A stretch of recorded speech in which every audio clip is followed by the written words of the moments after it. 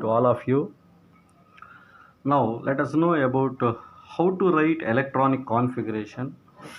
What are the methods we have to use to write the electronic configuration, and what are the rules to be followed while writing electron configuration. Now let us see in this. First of all, what is electronic configuration? It is nothing but this is nucleus. These are the energy levels. For the sake of our convenience, I have drawn this diagram. Okay, like this. Am I correct or not?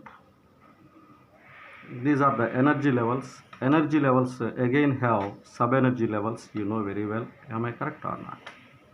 And sub-energy levels again contains orbitals. Am I correct or not? Like this. Orbitals. Okay, orbitals. Am I correct or not? So the arrangement of electrons, distribution of electrons in various energy levels, sub-energy levels and orbitals is called as electronic configuration.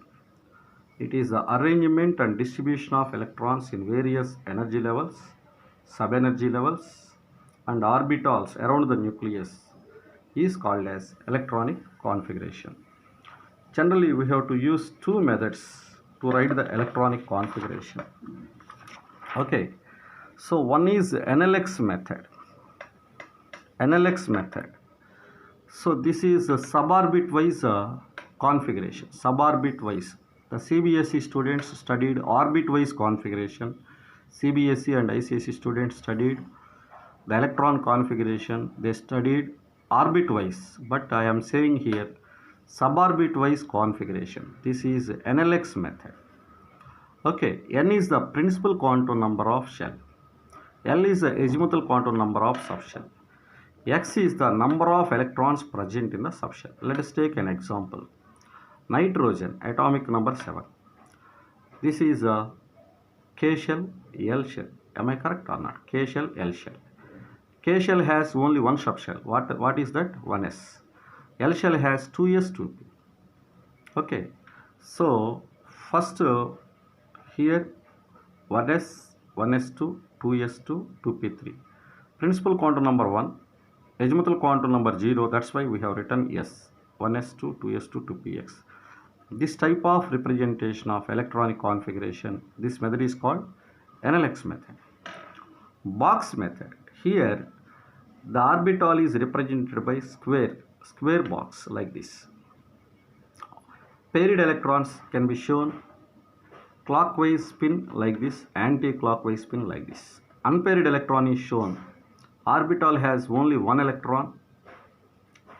If it is like this or like this, only one electron is present. If two electrons are present, we can write like this. Understand?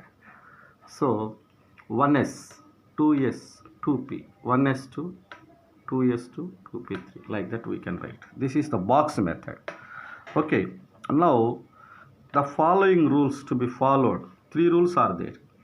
We have to follow while writing the electronic configuration. They are Aufbau principle, Pauli's exclusion principle, Hund's rule of maximum spin multiplicity. Okay, first of all, let us see Aufbau principle. Aufbau means so many students thought that this is the scientist name. No, wrong. Aufbau is the German word. The meaning is building up of atom with electrons. That is the meaning. How to build the atom with electrons? That is given in this principle. That's why the name Aufbau principle. Okay. Now let us see in ground state of atom.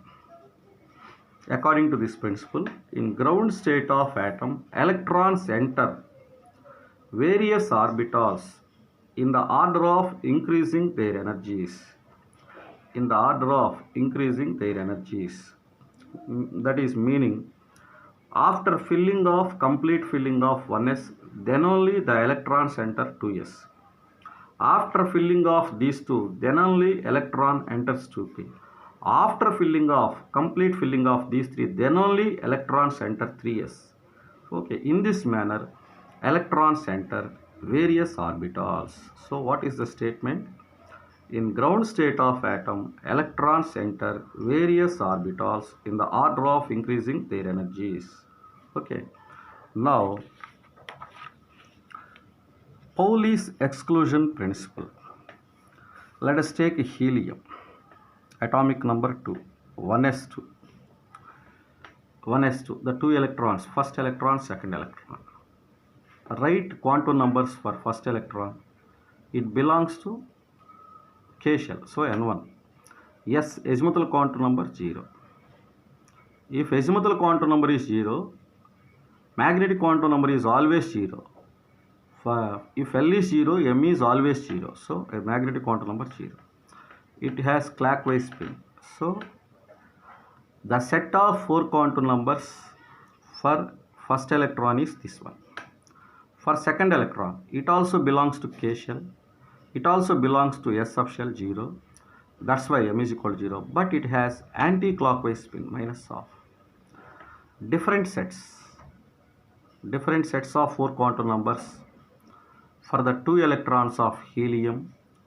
Even though the 2 electrons belongs to same energy level, same subenergy level, same orbital, but they have different sets of quantum numbers.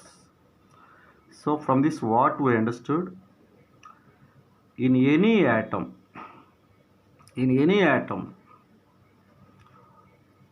the set of quantum numbers for one electron, the set of quantum numbers of an electron in any atom is excluded for other electrons. What is the meaning? No two electrons in an atom can have same set of 4 quantum numbers. If one electron has one set of quantum numbers, we can't see the same set for another electron in the same atom. The set of quantum numbers of first electron is excluded for the other electrons in that atom. That's why the name exclusion principle for this principle. Okay. Now another statement for Pauli's exclusion principle. So here, see here, from this what we understood here, an atomic orbital can accommodate maximum of 2 electrons with opposite spins. An atomic orbital can accommodate maximum of 2 electrons with opposite spins. This is called Pauli's exclusion principle. All the best.